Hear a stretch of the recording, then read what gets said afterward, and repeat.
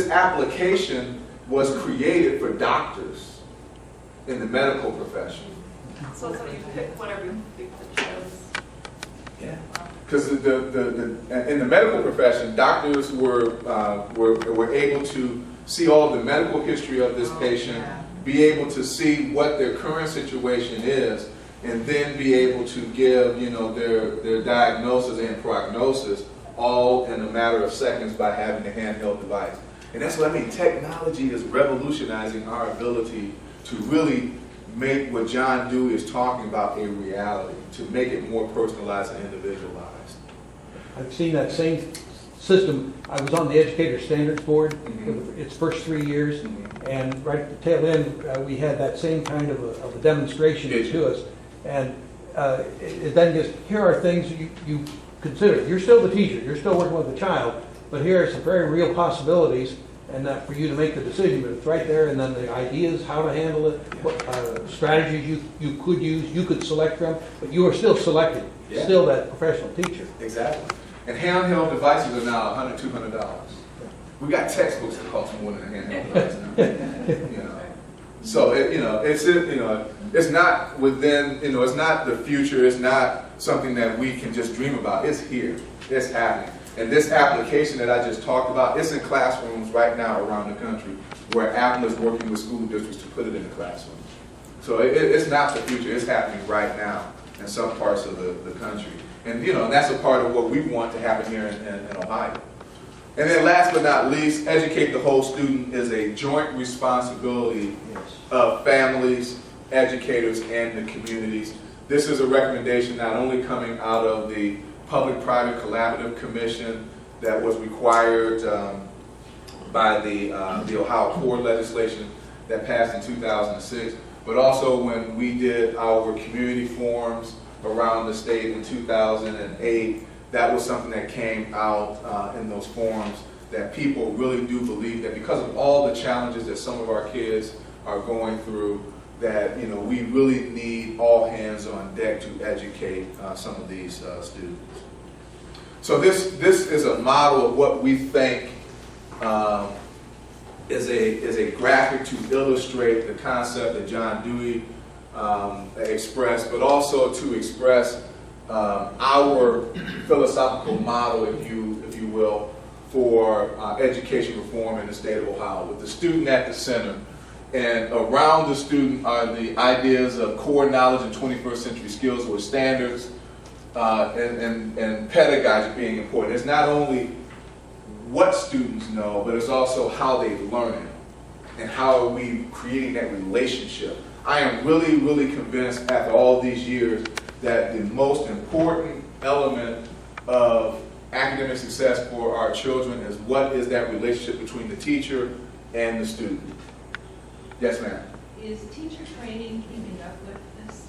Yes. Is being coordinated with? Yes, because as a part of House Bill 1, I wasn't going to get into it because of the time that I have, but since you've asked the question, a major part of House Bill 1 is greater coordination and alignment between our colleges of education and what is actually going on in the classrooms in our school districts. It was something that we heard time and time again as we talk to educators, and also with some representatives from the colleges of ed, that they felt like the colleges of ed had lost touch with what was going on in the classroom, and that they wanted to be a part of changing that. And so we do have reforms in the law that would address that issue as well, because again, we know from the research that the teacher is the greatest predictor of academic success for the child outside of the home. The greatest predictor of academic success. And I think what we have to start saying is the greatest predictor if they have a quality relationship with that student. Because what I'm seeing is that if that relationship is not there, the kid is going to tune out, because they don't believe you then care about them as an individual, especially with some of our toughest kids to educate. That relationship is really, really critical. Support for learning, that we have to build the culture of our schools and build the contextual organizational design of our schools to support learning in a better way. And then of course again, assessing using assessments as not only for accountability, but for diagnostic purposes as well.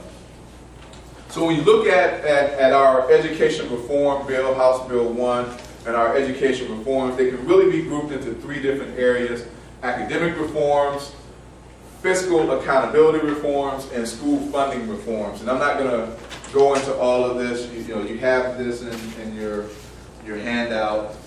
And if you want to get, because I know this is really, really tiny, if you want a copy of this presentation, I'm going to send it to Joan.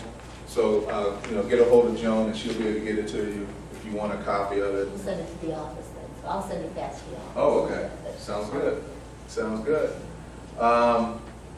But when we look at the school funding model, for those who don't know, in the school funding world, the critical issue is to identify what an adequate education is and be able to determine, in terms of dollars and cents, what is an adequate education.